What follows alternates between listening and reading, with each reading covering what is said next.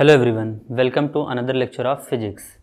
आज हम फिजिक्स में अपने टारगेट 2021 सीरीज़ को आगे प्रोसीड करेंगे। इस सीरीज़ में हम लोग पहले चैप्टर को फटाफट कंसेप्ट के साथ समझने की कोशिश कर रहे थे।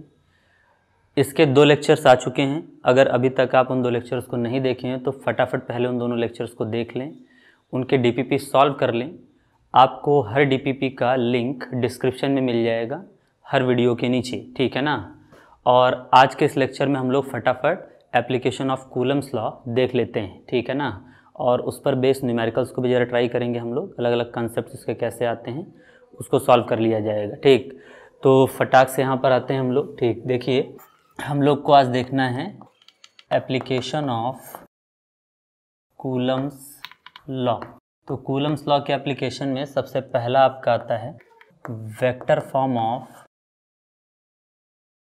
Coulomb's law. तो देखिए, हम यहाँ पर लिखेंगे as force is a vector quantity.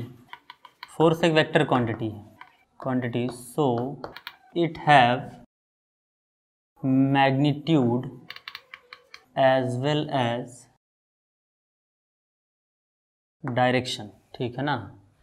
Therefore अगर हम कभी भी बात करें किसी भी टाइप के फोर्स की, तो उस फोर्स के पास वेक्टर फॉर्म में 2 चीज़ें होंगी। एक तो उसका मॉड होगा मल्टीप्लाइड बाय उसका डायरेक्शन होगा।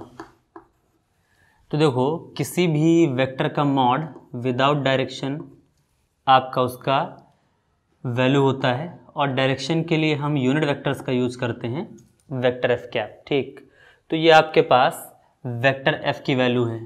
चलिए, मॉड या मैग्नीट्यूड निकालना तो हम सीख ही चुके हैं, वो होता है 1/4 pi epsilon not Q1 Q2 upon R²। ये जस्ट हमने अभी पिछले लेक्चर में सीखा है, ठीक है ना। ये आपका वेक्टर एफ है। अब जरा बात समझिए, इस वेक्टर एफ को इस वेक्टर वाले डायरेक्शन में चेंज करने के लिए हमें इस RHS का कोई ना कोई एक पर्सन तो वेक्टर फॉर्म में चाहिए ही चाहिए, जो इसको डायरेक्शन दे रहा होगा। देखिए, अगर RHS में LHS में एक वेक्टर फॉर्म लिखा है तो उसको कहीं ना कहीं से तो डायरेक्शन मिलना ही चाहिए। कोई ना कोई यहाँ का फिजिकल क्वांटिटी तो होगा जो उसको डायरेक्शन देगा। अब ये बातें क्या चल रही हैं, इसको यहाँ डिटेल में समझने का टाइम नहीं है। आप ऐसा समझिए कि यहाँ पर आपके पास अगर एक वेक्टर है तो LHS में भी एक वेक्टर कोई ना कोई होना चाहिए, ताकि आप LHS इक्वल RHS को बैलेंस कर पाएँ, ठीक है ना। आप इसको अगर डिटेल में समझना चाहते हैं तो क्लास 11th के मैं वेक्टर वाले चैप्टर्स बताऊंगा, वहाँ आपको इसको डिटेल में समझा दूंगा कि वेक्टर के मल्टीप्लिकेशन से कैसे इस चीज़ को प्रूव किया जाए, है ना। चलिए, हम जरा ढूंढते हैं कि इस तरफ कौन ऐसा वेक्टर है जो इस F को वेक्टर वाला डायरेक्शन दे सकता है। तो क्या 1/4 पाई एप्सिलॉन नॉट दे सकता है?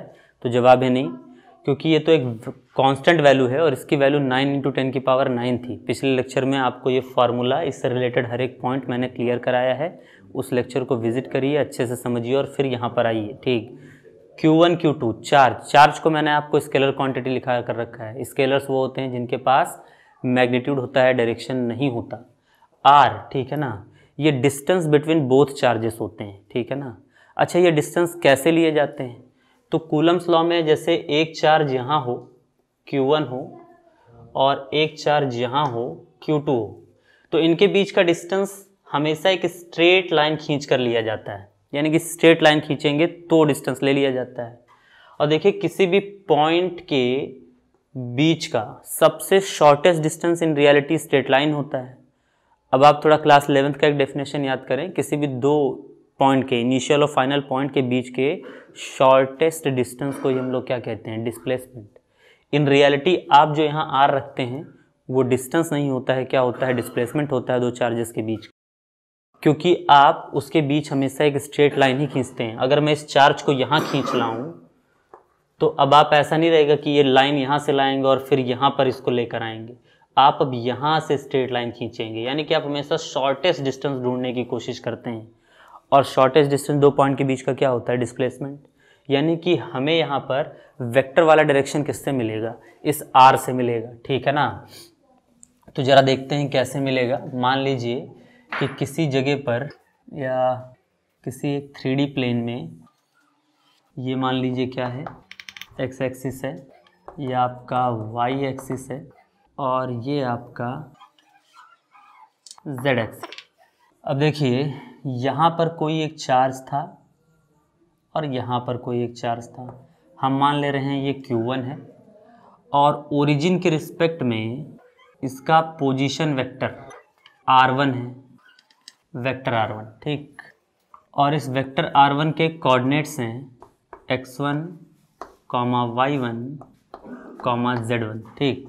अब ये कोऑर्डिनेट सिस्टम क्या होते हैं, तो किसी भी चार्ज का, किसी भी पार्टिकल का लोकेशन दिखाने का जो एक पॉइंट होता है कार्टेशियन कोऑर्डिनेट सिस्टम में या 3D प्लेन में, वो x, y और क्या होता है, z होता है। x एक्सिस, y एक्सिस और z एक्सिस पर उसको कहाँ कहाँ प्लेस किया जाएगा, इस फॉर्म में आपको उसको लेना रहेगा, ठीक है ना। अब आप यहाँ पर एक दूसरा चार्ज Q2 रख दीजिए, क्योंकि हमें दो चार्जेस चाहिए होते हैं और ओरिजिन के रिस्पेक्ट में इसका जो पोजीशन वेक्टर है वो है आपका R2, ठीक है ना।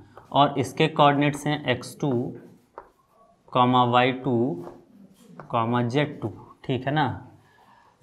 और इनके बीच का शॉर्टेस्ट डिस्टेंस, देखिए शॉर्टेस्ट डिस्टेंस कहलाएगा आपका डिस्प्लेसमेंट वेक्टर, वेक्टर R। और अगर आप 1 से 2 की तरफ गए हैं तो इसको कहा जाएगा वेक्टर R21, ठीक है ना। समझिए, आप अगर 1 से 2 गए हैं तो सेकंड में से फर्स्ट को सब्सट्रैक्ट कर कर आपको क्या निकालना रहेगा, डिस्प्लेसमेंट। देखिए पहले आप यहाँ पर थे, अब आप यहाँ चले गए हैं। जैसे मान लीजिए मैं अभी आपके रिस्पेक्ट में 5 मीटर पर हूँ और आपने 1 सेकंड बाद देखा मैं आपके रिस्पेक्ट पर 8 मीटर पर हूँ, तो बताइए मेरा डिस्प्लेसमेंट कितना हुआ, मैं कितना खिसक गया हूँ। तो आप कहेंगे 3 मीटर। कैसे निकाला आपने, पहले मैं 5 पर था, अब मैं 8 पर हूँ, तो मैं कितना मीटर चला होऊंगा। तो आपने कहा कि भाई आप 5 से 8 पर गए हैं तो मतलब 3 मीटर का आपने डिस्प्लेसमेंट ट्रेवल किया है। सिंपल सा केस यहाँ पर भी है। आप यहाँ पर R1 पोजीशन वेक्टर पर थे और आप खिसक कर कहाँ चले गए हैं, R2 पर। तो आपका डिस्प्लेसमेंट वेक्टर जैसे 8 माइनस आपने 5 किया था, हम R2 माइनस क्या कर देंगे, R1। अगर आप 5 से 8 गए हैं, अगर 8 से 5 लौटें तो फिर आपका 5 माइनस 8 यानी कि -3 आंसर आ जाएगा, ठीक। डिस्प्लेसमेंट आपका पॉजिटिव भी हो सकता है, नेगेटिव भी हो सकता है और 0 भी हो सकता है, ठीक। मतलब कहने का ये है कि अगर आप जस्ट इसी केस में वापस लौट आए, है ना, ठीक, यानी कि कहाँ से कहाँ चले आए, सेकेंड पोजीशन से फर्स्ट पे, तब आप निकालेंगे वेक्टर R12, 1 में से सेकेंड को माइनस करेंगे तब आपको वेक्टर R12 मिल जाएगा, ठीक। तो यानी कि ये जो डिस्प्लेसमेंट वेक्टर है ना, वो यहाँ पर इस वेक्टर f को क्या दे रहा होगा, डायरेक्शन दे रहा होगा, क्योंकि बाकी सब लोग तो स्केलर फॉर्म में है, ठीक है ना। तो अब जरा यहाँ देखिएगा, हम वेक्टर f इक्वल क्या लिख पाएंगे, हम वेक्टर f इक्वल लिख पाएंगे 1/4πε0 और यहाँ पर Q1 Q2 होल बाई आपका R² इंटू में R कैप, क्योंकि ये R कैप कैसे ला दिए, यही डिस्प्लेसमेंट वेक्टर इस फोर्स को डायरेक्शन दे रहा था। तो फोर्स का डायरेक्शन आपके डिस्प्लेसमेंट वेक्टर के क्या आएगा, इक्विवेलेंट आएगा।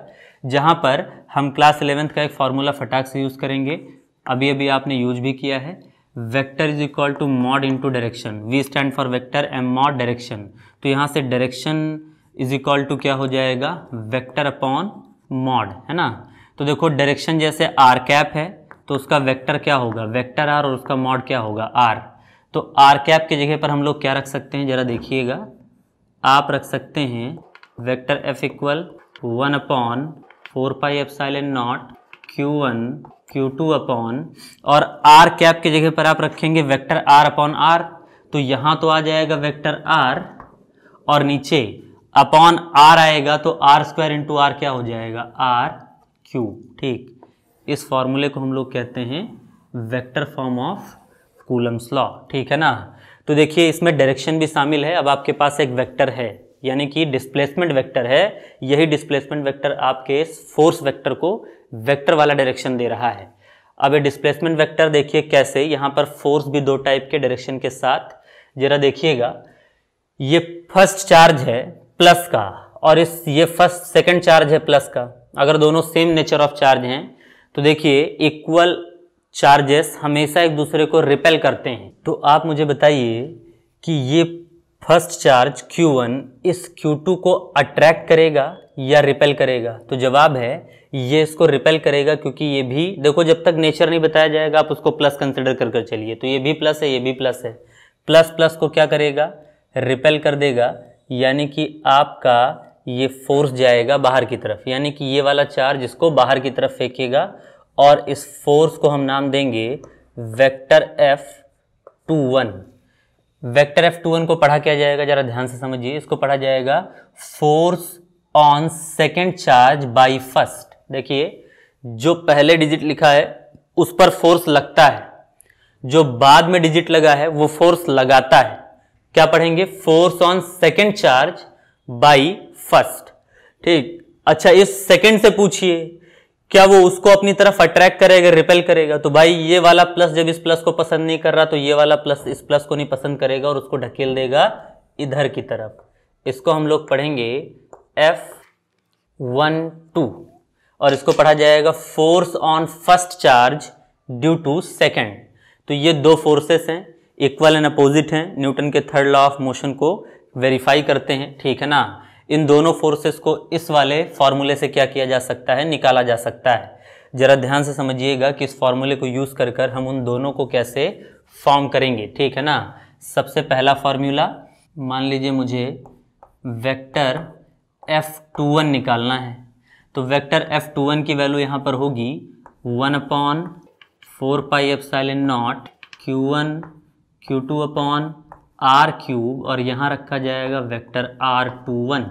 देखिए, force on second charge by first, मतलब आप सेकेंड चार्ज पर फर्स्ट की वजह से चार्ज लगा रहे हैं, तो फर्स्ट ने फोर्स लगाया है यहाँ पर सेकेंड के ऊपर, तो आप फर्स्ट से सेकेंड पर गए हैं। मैंने कहा था जब फर्स्ट से सेकेंड जाइएगा तो कौन सा वेक्टर लीजिएगा? R21, यानी कि सेकेंड में से फर्स्ट को सब्सट्रैक्ट करिएगा, तो ये आपका आ जाएगा। एंड अगर आपको F12 निकालना है तो आपको निकालना पड़ेगा 1/4 pi epsilon not Q1 Q2 upon R cube, और यहाँ रख देंगे हम वेक्टर R12। और यहाँ पर आपको ये दोनों फॉर्म एक जैसे मिलेंगे, ठीक है ना। इनका मैग्नीट्यूड सेम होगा, बस डायरेक्शन अपोजिट है। देखिए, न्यूटन का थर्ड लॉ आपको कहता है कि इक्वल एंड अपोजिट फोर्सेस लगते हैं, लेकिन उनके डायरेक्शंस क्या होते हैं? अपोजिट होते हैं। सेम कंडीशन यहाँ पर भी आपको अप्लाई होते हुए नजर आएगा। मतलब आप ऐसा लिख सकते हैं, देखिए फॉर्मूले के बगल में आप उस चीज़ को और हम कंटिन्यू करते हैं। यहाँ पर सबसे पहले आपको यहाँ पर समझ लेना है कि वेक्टर F12 जो है या वेक्टर F21 जो है वो वेक्टर F12 के मॉड के तो बराबर होता है, लेकिन डायरेक्शन क्या होता है? अपोजिट। और अगर आप चाहें तो उसको ऐसे दिखा सकते हैं, mod of vector F21 is equal to mod of vector F12, यानी कि दोनों मॉड में बराबर होते हैं, बस डायरेक्शन क्या होता है? इनका अपोजिट होता है। तो ये बात ध्यान रखिएगा। कूलम्स के वेक्टर फॉर्म का ये फार्मूला है, ठीक है ना। अब एक बात और है कि इस पर क्वेश्चन किस टाइप के आते हैं, तो क्वेश्चन ऐसे ही कोऑर्डिनेट सिस्टम देकर दे दिया जाता है कि वो यहाँ पर प्रेजेंट है और उसको आपको सॉल्व करने को दे देते हैं। ठीक, कैसे आप निकालेंगे? एक क्वेश्चन हम प्रैक्टिस कर फटाक से इस पर देख लेते हैं। ये तो इसका फॉर्मूला हो गया और ये वैल्यूएशंस आपके हो गए। एक क्वेश्चन से आपको मैं बता दूं कि न्यूटन के वेक्टर फॉर्म कूलम के वेक्टर फॉर्म पर किस टाइप के क्वेश्चन आपसे पूछे जाते हैं। तो जरा एक इस चीज़ को आप स्क्रीनशॉट लीजिए, फटाक से फॉर्मूले को नोट करिए और डायग्राम बनाइएगा। और इन सब चीज़ों को नोट करने के बाद ये दो इंपॉर्टेंट बातें भी याद रखिएगा कि दोनों वेक्टर्स मैग्नीट्यूड में इक्वल होते हैं, बस इनका डायरेक्शन एक दूसरे से क्या होता है? अपोजिट होता है। चलिए, अगर आप इतना चीज़ देख चुके हैं, इसका स्क्रीनशॉट ले चुके हैं, तो हम लोग आगे बढ़ते हैं। एक क्वेश्चन से आपके कूलम के वेक्टर फॉर्म वाले एप्लीकेशन को समझने की कोशिश करते हैं, ठीक है ना। देखिए फटाफट, एक क्वेश्चन है आपके लिए। तो देखिए क्वेश्चन ये है, 2 point charges of 8 microcoulomb and 3 microcoulomb are placed at 2, 4, 5 and 3, -2, 6 find out force on second charge by first. देखिए अगर ऐसा क्वेश्चन आ गया, देखिए कोऑर्डिनेट लिख कर आया तो आप तुरंत समझ जाइएगा ये क्वेश्चन कूलम के वेक्टर फॉर्म पर डिपेंड है, और जब तक आप कूलम का वेक्टर फॉर्म नहीं लगाएंगे तब तक आप ऐसे क्वेश्चन को सॉल्व नहीं कर पाएंगे। आपको तुरंत क्या करना है, दो चार्जेस दिए हैं, उन दोनों चार्जेस को एक एक चार्ज आपको कंसिडर कर लेना है। चलो मैंने कंसिडर कर लिया कि 8 माइक्रो कूलम आपका फर्स्ट चार्ज है Q1 और Q2 आपका है 3 माइक्रो कूलम। आपसे फोर्स पूछा है, force on second charge by first, यानी कि force on second charge by first, यानी कि वेक्टर F21 पूछा है, force on second charge by first. तो आपको ये वाला फोर्स बताना है, तो आपको डिस्प्लेसमेंट वेक्टर भी कौन सा लेना पड़ेगा, वेक्टर R21, ठीक है ना, यही यूज करना पड़ेगा वहाँ आपको वेक्टर फॉर्म। चलिए उसके बाद आपको दो कोऑर्डिनेट्स दिए गए हैं, 8 माइक्रो कूलम कहाँ है, 2, 4, 5 पर, और ये कहाँ है आपका 3, -2, 6 पर। आप तुरंत इनको वेक्टर फॉर्म में बदल दीजिए। देखिए इसको कहिएगा वेक्टर R1, ध्यान समझिए, जो पहला कोऑर्डिनेट रहेगा इसको वेक्टर R1 कहिएगा। और कैसे लिखेंगे जरा देखिए, 2i कैप एक्स एक्सिस को रिप्रेजेंट कर रहा है, plus 4j cap plus 5k cap, ये R1 हो गया। इसको आप वेक्टर R2 लिखिएगा, वेक्टर R2 3i कैप -2 है ना, तो -2j cap plus 6k cap, ठीक, ये हो गया। अब आपको तुरंत निकाल लेना है यहाँ पर वेक्टर R21, वेक्टर R21 निकलेगा vector R2 minus vector R1। अगर यहाँ वेक्टर R12 होता तो हम निकालते vector R1 minus vector R2, ठीक। तो अब देखो R2 की वैल्यू क्या है, वो है 3i cap minus 2j cap plus 6k cap minus, ठीक, R1 क्या है जरा देख लीजिए, 2i cap plus 4j cap plus 5k cap. फटाफट 3 में से 2 गया, 1 बचा, यानी कि सिर्फ i कैप बचेगा, माइनस और माइनस प्लस हो जाएगा आपका, देखिए यहाँ माइनस है, -2 में से -4 गया, -6j कैप, और 6 में से 5 गया प्लस k कैप। तो ये आपके पास बचा वेक्टर R21। साथ ही साथ लगे हाथ इसका मॉड भी निकाल लीजिए। तो mod of vector R21 equal, mod निकालने का फॉर्मूला देखिए क्या होता है, वो होता है √x² plus y² plus z²। एक बात समझ लीजिए, इसका पैटर्न समझ लीजिए, हर बार आपको ये प्रोसेस अपनाना पड़ेगा। पहले ये डायग्राम कैसे बनाया मैंने उसको फटाफट आप देखिएगा वीडियो रिवाइज कर। उसके बाद आप ये फटाक से समझिएगा कि इसको चेंज कैसे किया गया है, ये लोकेंट्स लिखकर, ठीक, उसके जो कोऑर्डिनेट सिस्टम दिए गए हैं और उससे वेक्टर कैसे निकाला गया है, और अब वेक्टर से मॉड कैसे निकालेंगे ये भी जरूरी है। अब आप समझिए x, y² z² क्या है, तो x मतलब वेक्टर के फॉर्म में जो i के साथ हो, यहाँ i के साथ कुछ नहीं तो 1 है, तो आप क्या लिखेंगे √1 का स्क्वायर, प्लस यहाँ y के साथ क्या है, j के साथ जो रहेगा उसको y कहेंगे, -6 का स्क्वायर, प्लस k के साथ क्या है 1 है तो 1 का स्क्वायर।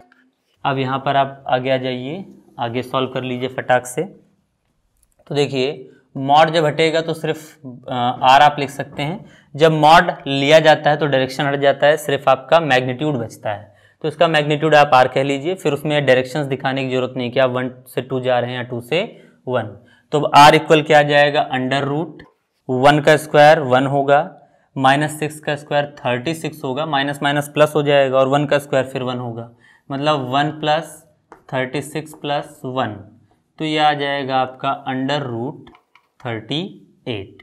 अब आपके पास वेक्टर R21 है, साथ ही साथ आपके पास उसका मॉड R है, आपके पास दोनों चार्जेस हैं। अब आप दोनों चार्जेस के वैल्यूज़ को भी लिख लीजिए। आपको देखो एक बात फ्रेम बना लीजिए, जब आप कूलम के वेक्टर फॉर्म पर क्वेश्चन कर रहे होंगे तो आपको क्या क्या चाहिए होगा, आपको वेक्टर डिस्प्लेसमेंट वेक्टर चाहिए होगा, उसका मॉड चाहिए होगा, और दोनों चार्जेस चाहिए होंगे। दोनों चार्जेस दिए हैं, Q1 कितना दिया है 8 माइक्रोकूलम चेंज कर लीजिए। 1 माइक्रोकूलम में आपको फर्स्ट लेक्चर में बताया था मैंने 8 की पावर 10 की पावर -6 कूलम होते हैं।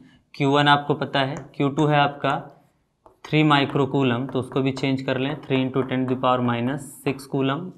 तुरंत अब आप फार्मूला लगा दें, vector F equal 1/4πε0 Q1 Q2 upon R³ into में वेक्टर R।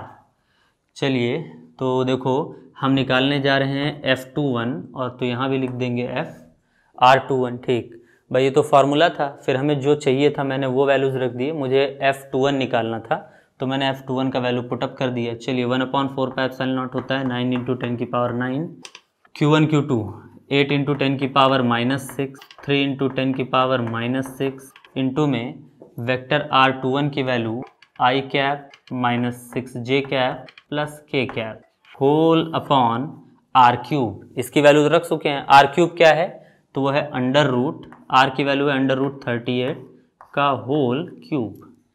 चलिए अब इसके बाद देखिए क्या क्या आप मल्टीप्लाई कर सकते हैं। तो 9 3 जार 8 3 जार 24, तो 9 × 24, 9 8 जार और 3 जार उसमें है ना। ठीक, तो ये 8 3 जार 24 हो गया, 9 था, 10 की पावर -6 -12 और उसमें से 9 चला गया तो बचेगा 10 की पावर -3। और क्या बचा है आपका, वो बचा है ब्रैकेट में I cap -6J cap plus K cap whole by आपका, इसको अच्छा अगर देखो ऐसे लिखें तो √38 का होल स्क्वायर मल्टीप्लाइड बाय √38। भाई 3 बार था √38 तो एक बार को मैंने बाहर निकाल लिया।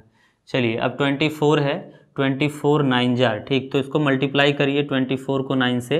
देखिए अगर 24 10 जा होता तो 240 आता, लेकिन 9 टाइम जा रहा मतलब 24 और आप सब्सट्रैक्ट कर दीजिए, तो 240 में से आप सब्सट्रैक्ट करेंगे तो आ जाएगा 216, है ना, 216 ही तो आएगा। 216 में 24 और ऐड कर दीजिए, 420 और 20 आपका 240 हो जाएगा। तो ये आपका 216 आ गया। 216 × 10⁻³ अब ब्रैकेट में आपके पास बचा है I cap -6J cap plus K cap whole upon √38 का होल स्क्वायर मतलब क्या बचेगा 38 और ये बचेगा √38। ठीक, चलिए अब इसके बाद आपके पास आ जाएगा वेक्टर F21 इक्वल 216। तो इसको देखिए 216 अपॉन 38। ठीक, आप यहाँ फटाक से डिवाइड कर दीजिए। तो पहले कितनी बार जाएगा, 38 है, 8 8 जार 64, 6 8 3 जार 24, 304, 48 4 6 3 जार 18, 18 और 4 228, ज़्यादा हो जा रहा है, पहले 5 टाइम जाएगा, ठीक है ना, 190। तो ये तो बचा आपका 6 2 26 पॉइंट लगेगा 260, अब की बार 6 टाइम चला जाएगा तो इसका डिवीज़न आ जाएगा 216 का डिवीज़न 38 से आ जाएगा 5.6 और अपॉन में √38 इंटू में 10 की पावर -3 और ब्रैकेट में है आपका I cap -6J cap plus K cap.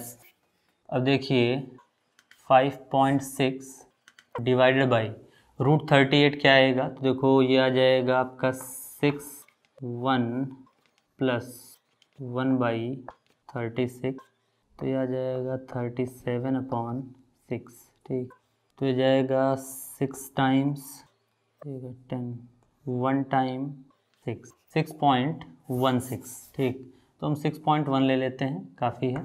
6.61 है ना, पॉइंट से पॉइंट कैंसिल कर दिए और इंटू में यहाँ 10 की power -3 I cap -6J cap plus K cap. यहाँ पर भी 10 की power -3 I cap -6J cap plus K cap, ठीक है ना। अब देखिए 56/61, तो ये पहले 0 टाइम्स जाएगा, फिर उसके बाद 61 है तो 560 हो जाएगा। 61 को आप 8 से मल्टीप्लाई कर दें, 8 488, ठीक है ना। एक बार और ऐड कर सकते हैं तो 61 9 जार 9 9 6 जार 54 चला जाएगा, ठीक है ना। 9 टाइम्स फिर आपके पास बचेगा 549, 11 मतलब 110, तो 1 टाइम्स जाएगा, इंटू 10 की पावर -3 आई कैप -6 जे कैप प्लस के कैप। तो एट लास्ट आप फाइनल आंसर तक पहुंच जाएंगे। वेक्टर F21 की वैल्यू आ जाएगी आगे चलकर 9.1 इंटू 10⁻⁻4 आई कैप -6 जे कैप प्लस के कैप न्यूटन। ये आपका क्या होगा, फाइनल आंसर होगा। ठीक, तो देखिए ये आपका आंसर आ जाएगा। अब आप ये बात तो समझ चुके होंगे कि कूलम्स के वेक्टर फॉर्म पर जो क्वेश्चन आते हैं वो बहुत लेंदी होते हैं, क्योंकि इसमें बहुत सारी चीज़ें कैलकुलेट करनी होती हैं, और ख़ासकर इसमें सबसे ज़्यादा डिफ़िकल्ट जॉब ये होता है कि आप जो मॉड लेकर आते हैं वो मैक्सिमम टाइम अंडर रूट में आता है और उसका क्यूब लेना पड़ता है, तो यहाँ कैलकुलेशन बहुत लेंदी हो जाता है। इसको मैंने स्टेप बाय स्टेप इसलिए आपको कर दिखाया, मैं वीडियो कट भी कर सकता था, लेकिन आपको इसीलिए दिखाना चाह रहे हैं कि ये सिर्फ बोर्ड एग्ज़ाम के सिलेबस की ही चीज़ है ना। अगर आप जेईई मेन या नीट में इसको एक्सपेक्ट कर रहे होंगे तो आप गलत हैं, क्योंकि ऐसे लेंदी क्वेश्चंस, क्योंकि ये हो जाएंगे, ऐसा नहीं कि किसी से होंगे नहीं, होंगे सभी से, लेकिन आप खुद समझ सकते हैं कि इसमें आप चाहे जितनी कैलकुलेशन प्रैक्टिस कर लें, खुद को तेज़ बनाने की कोशिश कर लें, आप बहुत परफेक्टली क्वेश्चंस कर रहे होंगे तब भी आपके 2 मिनट तो खर्च होंगे ही होंगे, और आप 2 मिनट अगर इस क्वेश्चन पर देंगे 3 मिनट जाएगा। अगर आपसे थोड़ी बहुत कैलकुलेशन मिस्टेक्स हुई तो आप 5-5 मिनट तक गवा देंगे इस क्वेश्चन के पीछे। तो नीट कभी या जेईई मेन कभी ऐसे क्वेश्चन पर फोकस नहीं करता है जो आपका टाइम वेस्ट करे। वहाँ ट्रिकी और अच्छे क्वेश्चंस होते हैं, ये भी अच्छे क्वेश्चन है, ऐसा नहीं है, लेकिन इसमें कैलकुलेशन पोर्शन बहुत ज़्यादा है।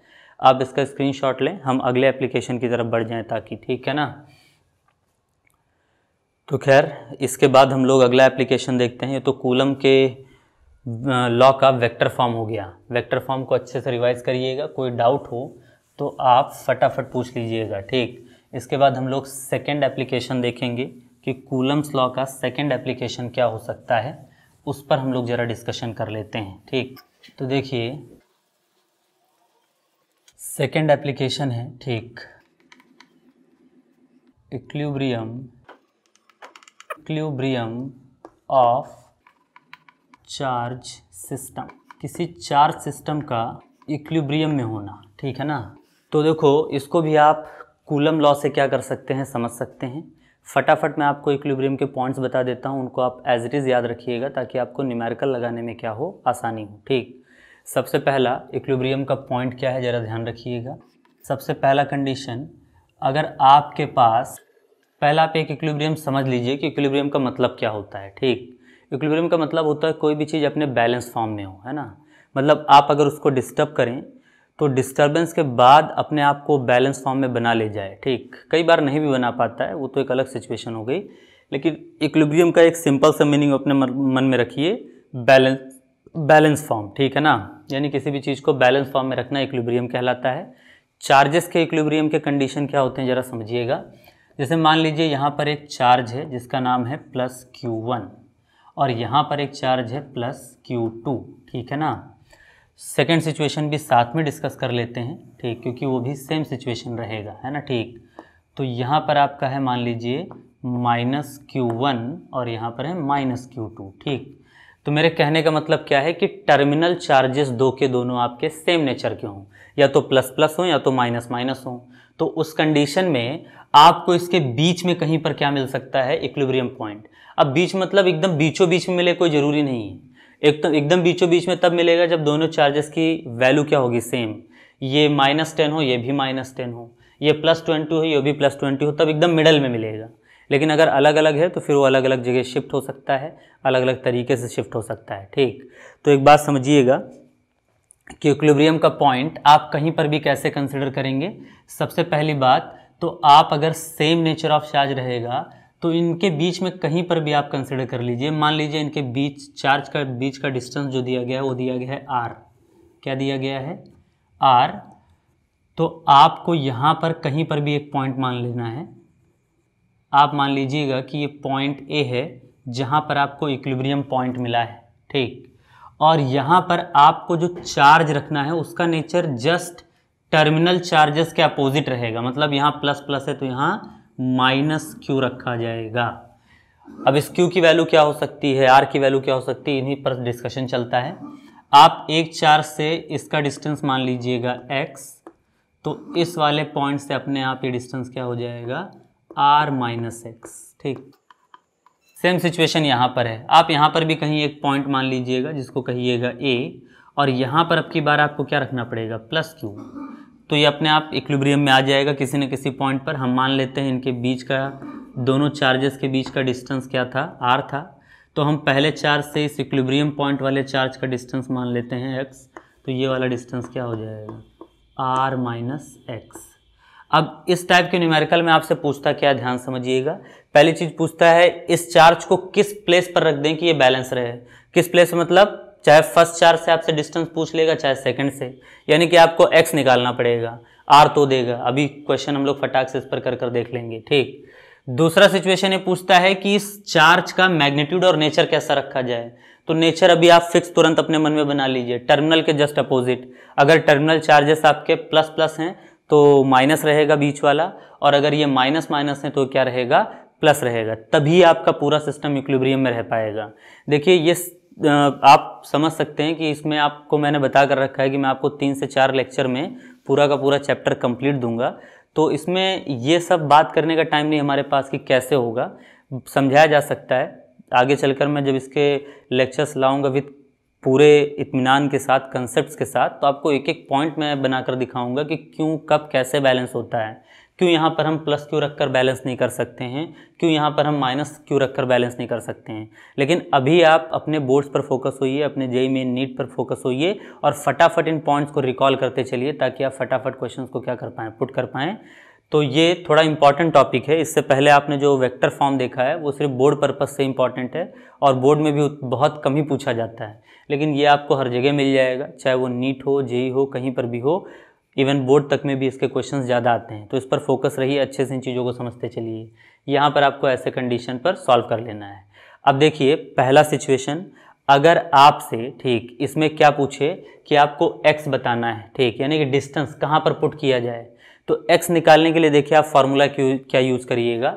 आप ढंग से समझिए कि आपको फार्मूला कैसे यूज़ करना है। ठीक, तो आपको फार्मूला यूज़ कर लेना है Q1 अपॉन, देखो Q1 के साथ वाला डिस्टेंस, तो साथ वाला डिस्टेंस क्या है x, Q1 upon x equal, यहाँ पर आप पहले लिख लें फॉर डिस्टेंस, तो Q1 अपॉन उसके साइड का डिस्टेंस और फिर इक्वल टू Q2 अपॉन में उसके साइड के डिस्टेंस r माइनस एक्स।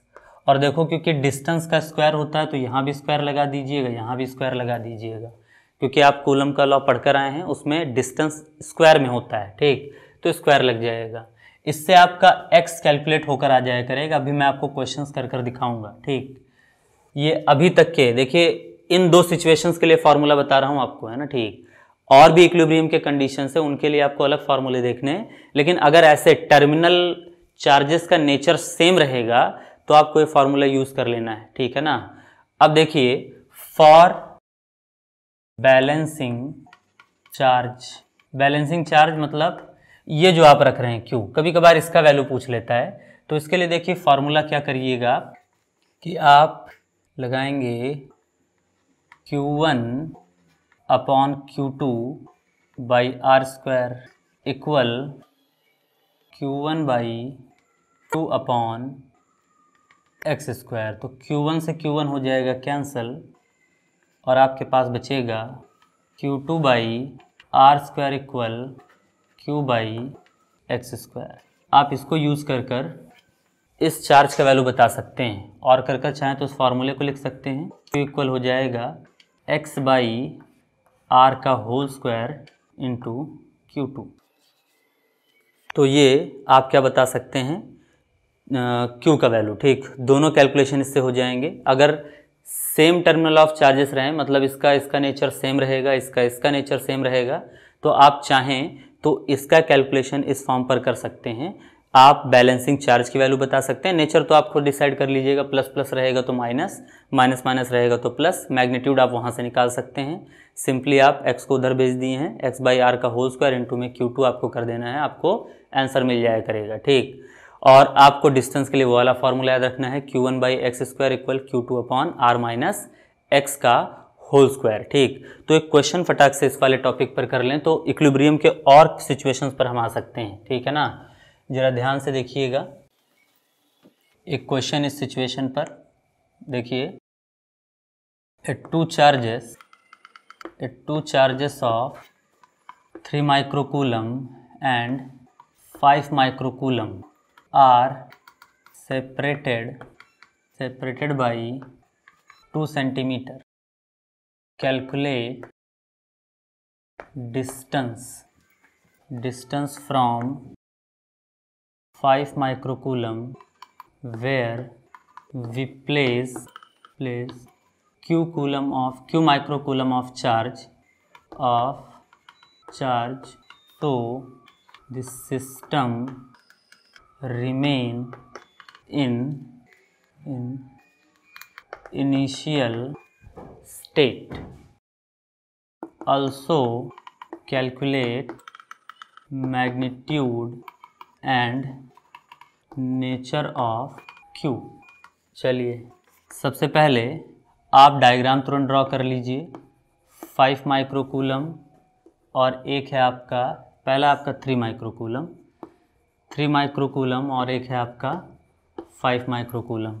इसको आप देखिए, एक बात और समझिए, Q1 Q2 किसको मानेंगे, ये सबसे एक डिसाइडिंग फैक्टर होता है। अगर आप न्यूमेरिकल आसान बनाना चाहते हैं तो किसी को भी मान सकते हैं, ऐसा कोई दिक्कत नहीं है, लेकिन फिर थोड़ा आपको कन्फ्यूजन होता है। जिससे आपको डिस्टेंस निकालना हो ना, उसी को Q1 मानिएगा। ठीक है ना, तो उससे थोड़ा आसानी हो जाता है, आप आराम से डिस्टेंस निकाल ले जाएंगे। ठीक, तो देखो मैं Q1 5 माइक्रोकूलम को मान लेता हूँ क्योंकि इसी से पूछा गया है, और इसको मान लेता हूँ Q2, कोई फ़र्क नहीं पड़ता है। फिर आप पॉइंट भी कहाँ से x मानिएगा, ठीक, जिससे आपको डिस्टेंस निकालना हो।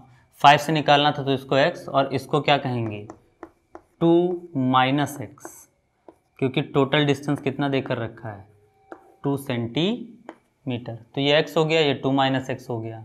अब तुरंत आ जाइए, आपको मैंने कहा था Q1 बाई डिस्टेंस निकालने के लिए, Q1 बाई x बराबर Q2 by r minus x. तो r यहाँ क्या दिया है 2 दिया है, 2 माइनस एक्स। चलिए Q1 की वैल्यू क्या है, तो वो है 5 अपॉन एक्स बराबर ये क्या है 3 अपॉन 2 माइनस एक्स। इसका इधर मल्टीप्लिकेशन कर दीजिए, 5 2 जा 10 माइनस 5x, और ये हो जाएगा आपका 3x।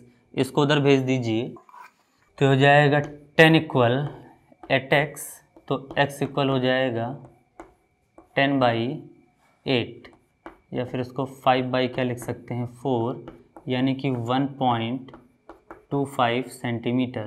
तो यानी कि 5 माइक्रोकूलम से 1.25 सेंटीमीटर के डिस्टेंस पर ये क्या पाएगा, इक्विलिब्रियम पॉइंट हो जाएगा। यानी कि आपको ये देखो 2 सेंटीमीटर था, 1 तो मिडल पॉइंट हो गया, और उससे भी थोड़ा आगे जाइए, यानी कि 3 माइक्रोकूलम की तरफ शिफ्ट होइए, तो वहाँ आपको क्या मिलेगा, बैलेंसिंग पॉइंट मिलेगा।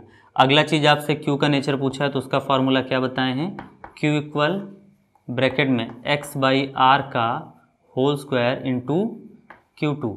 ठीक है ना, तो देखिए x की वैल्यू क्या है ज़रा बताइएगा। तो x की वैल्यू है आपका, x की वैल्यू है 1.25, r की वैल्यू क्या है 2, इसका होल स्क्वायर इंटू में आपका Q2 क्या है 3 माइक्रोकूलम। ठीक है ना, अब ज़रा देखिएगा, आप इसको लिख सकते हैं 125 अपॉन 200, दोनों डेसिमल्स को नीचे भेज दिए, होल स्क्वायर 3 माइक्रोकूलम। ठीक, फिर आपका Q इक्वल हो जाएगा, देखिए 125 को आप कैंसिल कर दीजिए, तो ये 25 से कैंसिल हो जाएगा, 25 5 जार 125, और 8 टाइम्स कटेगा, मतलब 5 बाई 8 आ जाएगा। तो मतलब आपके पास बचेगा 5 बाई 8 का होल स्क्वायर इंटू 3 माइक्रोकूलम। तो ये तो हो जाएगा 25 अपॉन क्या आपका 64 इंटू 3 माइक्रोकूलम। ये 25 थे आपका 75 अपॉन 64 माइक्रोकूलम। पहले 1 टाइम्स जाएगा, और 1 टाइम जाने के बाद 11 बचेगा, पॉइंट लगाएंगे, फिर 1 टाइम जाएगा। ठीक, 110 में से आपका 64, तो ये 6 आया, यहाँ 0, 10 में से 4, 46। ठीक है ना, तो 46 के बाद आपका 0 जब लगेगा तो 64 8 जार 8 6 टाइम जाएगा, तो 1.16 माइक्रोकूलम। ये आपका क्या आ गया, क्यू का वैल्यू। अब आपको नेचर बताना है, तो नेचर आपको डिसाइड करना है इन दोनों से। देखो दोनों का नेचर नहीं बताया, प्लस प्लस, मैंने कहा था प्लस प्लस रहेगा, तो यहाँ जो चार्ज रखा जाएगा, क्यू जो रखा गया है वो कैसा रखा जाएगा, माइनस में। तो इसका आंसर भी क्या आएगा, -1.16 माइक्रो कूलम का चार्ज आपको वहाँ रखना है। तो वो किस फॉर्म में मिलेगा, बैलेंस फॉर्म में मिलेगा। ठीक, तो ये सेम टर्मिनल चार्जेस का अगर नेचर सेम रहेगा तब आपको बैलेंसिंग पॉइंट देखना है। तो बैलेंसिंग पॉइंट का ये पहला पार्ट आपको समझ में आना चाहिए। इसका स्क्रीनशॉट लीजिए, हम लोग आगे बढ़ें। देखिए आप फटाफट थोड़ा देखते रहिए और इनको आप खुद से ट्राई करते रहिए, है ना। ठीक, मैं फिर भी आपको कैलकुलेशन बहुत इत्मीनान से और धीरे कर कर दिखा रहा हूँ। आप चाहें तो, क्योंकि मैं चाहूँ तो कट कट कर कर आपको दिखा दूँ, लेकिन उससे थोड़ा ये होगा कि आपको ऐसा लगेगा कि हाँ सब चीज़ें बहुत तेज़ हो रही हैं।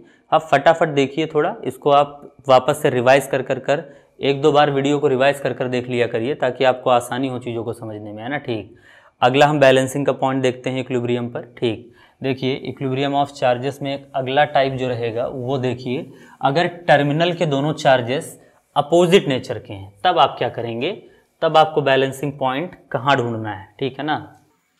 देखिए अपोजिट नेचर का मतलब क्या होता है, ज़रा समझने की कोशिश करिएगा। जैसे मान लीजिए मैं आपसे कहता हूँ कि एक ये आपका Q1 चार्ज है -Q, और ये आपका प्लस। अब आपको मैं एक चार्ज दे रहा हूँ, चाहे माइनस दूँ चाहे प्लस दूँ, आपको बैलेंसिंग पॉइंट इनके बीच में कभी नहीं मिलने वाला। वो या तो इस साइड मिलेगा या तो इस साइड मिलेगा। किस साइड मिलेगा ये सबसे ज़रूरी बात है ना। आपको ध्यान ये देना है कि आपको हमेशा उस साइड जाकर मानना है एक्स वैल्यू जिस तरफ, जैसे मान लीजिए इनके बीच का डिस्टेंस क्या है आपका, आर है, पहले ये तो कंसिडर कर लेते हैं। अब आप बात समझिए, जैसे मैं आपको कह रहा हूँ कि मेरे पास एक -Q चार्ज है जिसको मुझे बैलेंस कराना है, तो उस -Q को मैं किस तरफ लेकर जाऊँ। तो ठंडे दिमाग से समझने की कोशिश करिए। आप इन दोनों चार्जेस में से किसी के बाहर भी बैलेंस पॉइंट पा सकते हैं, लेकिन बैलेंस पॉइंट मिलने से ज़्यादा जरूरी है कि पूरा सिस्टम इक्विलिब्रियम में आए, और उसके लिए आपको जरूरी है कि आपको उस तरफ जाना होगा जिसका मैग्नीट्यूड कम हो। मैग्नीट्यूड कम होने का मतलब एक न्यूमेरिकल यहीं पर हम देख लेते हैं, मतलब न्यूमरल वैल्यू के साथ। जैसे मान लीजिए माइनस में है तो ये -10 माइक्रोकूलम है, और ये प्लस है तो ये +12 माइक्रोकूलम है। तो अब आप जरा समझिए, आपको ये माइनस किस तरफ रखना है। आप 12 की तरफ नहीं जाएंगे, आपका जो 10 है इसकी तरफ आइएगा और यहाँ पॉइंट रख दीजिएगा, है ना। तो आप यहाँ समझ कर रखिए, हम यहाँ बगल में दिखा दे रहे हैं, where Q2 mod of Q2, mod का मतलब साइन छोड़कर, है ना, सिर्फ value, is greater than mod of Q1, ये ब्रैकेट में है। जैसे यहाँ आपको साफ दिख रहा है कि Q2 ज़्यादा है मॉड में, मॉड सिर्फ देखिए, प्लस माइनस मत देखिए, 12 और 10, तो 12 ज़्यादा है, Q2 ज़्यादा है Q1 से। तो उस सिचुएशन में जब Q2 Q1 से ज़्यादा रहेगा तो आपको बैलेंसिंग पॉइंट यहाँ मिलेगा। आप यहाँ बैलेंस रखिएगा, चाहे -Q चाहे +Q, आप चार्ज कोई भी ले सकते हैं, उस पर अब कोई दिक्कत नहीं है ना। आपने यहाँ रख दिया, इस डिस्टेंस को मान लीजिएगा x।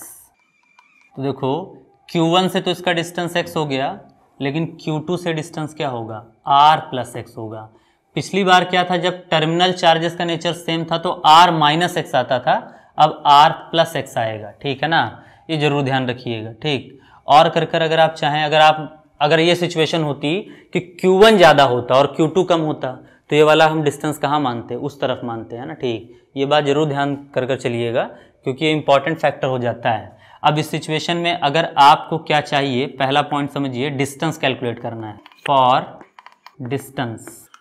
तो ध्यान से समझिएगा, Q1 उसको मानना रहेगा आपको जिसका मैग्नीट्यूड कम रहेगा, और उसके अपॉन में आपको रखना रहेगा x, Q1/x इक्वल Q2 उसको मानिएगा जिसका मैग्नीट्यूड ज़्यादा रहे, और उसके नीचे आएगा आपका r + x, और इन दोनों का क्या लग जाएगा, होल स्क्वायर, क्योंकि कूलम्स लॉ में क्या रहता है, होल स्क्वायर रहता है। ठीक, तो ये तो डिस्टेंस के लिए फॉर्मूला हो गया, यहाँ से आप x इजीली कैलकुलेट कर ले जाएंगे। और दूसरा फॉर बैलेंसिंग चार्ज, जो तीसरा आप बैलेंस करने के लिए चार्ज रखते हैं, उसका वैल्यू कैसे कैलकुलेट किया जाए। तो देखिए सबसे पहले Q2/r² इक्वल Q/x²। तो तो यहाँ से फिर वही आ जाएगा आपका Q equal x upon R का होल स्क्वायर इंटू में Q2। तो इस तरीके से देखो Q2 का मतलब Q का फार्मूला तो आपका सेम ही है, बैलेंसिंग चार्ज का फार्मूला वहाँ भी सेम था, यहाँ भी सेम था। मुद्दा यही है कि क्या आप x निकाल पाते हैं, x निकाल पाएंगे तभी आप बैलेंसिंग चार्ज भी निकाल पाएंगे। तो ये दो टाइप के इक्विलिब्रियम वाले कंडीशंस आपसे पूछे जाएंगे, ये आपको करना आना चाहिए, है ना। ठीक, तो इस टाइप के क्वेश्चंस को आप प्रैक्टिस करिएगा एकदम बढ़िया से, अच्छे से इसको सॉल्व करिएगा। आज के न्यूमेरिकल्स पर जितने भी या आज के फार्मूले पर जितने भी टाइप के न्यूमेरिकल हो सकते हैं उन सब का डीपीपी आपको इस वीडियो के डिस्क्रिप्शन में मिल जाएगा, वहाँ से आप डीपीपी डाउनलोड करिए, क्वेश्चन सॉल्व करिए, कोई डाउट हो तो आप उनको पूछिए। अगले लेक्चर में हम लोग कूलम के लॉ का एक एप्लीकेशन और इलेक्ट्रिक फील्ड को कवर करने की कोशिश करेंगे। इसके बाद इसका 4th लेक्चर रहेगा और मैंने आपसे कहा था कि 3 से 4 लेक्चर में चैप्टर आपको फिनिश मिलेगा, तो आपको अगले लेक्चर तक इस चैप्टर के एंड तक मैं पहुंचा दूंगा, ठीक है ना। बल्कि आप प्रैक्टिस करेंगे, जो डाउट रहेगा उसको आप पूछिएगा और जो भी आपके क्यूरीज हैं उनको कमेंट बॉक्स में बताया करिए। ठीक, इतना आज के लेक्चर में रखते हैं और अगले लेक्चर में, ठीक।